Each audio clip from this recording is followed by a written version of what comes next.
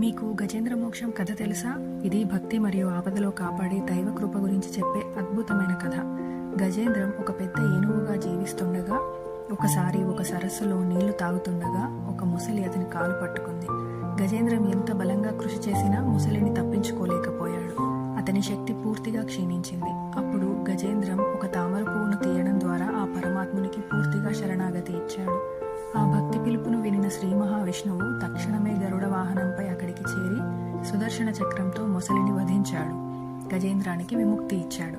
ఈ కథ మనకు ఒక మంచి బోధ అందిస్తుంది. మనం ఎంత శక్తివంతులమైన సమస్యల సమయంలో దైవాన్ని శరణు చూచినప్పుడు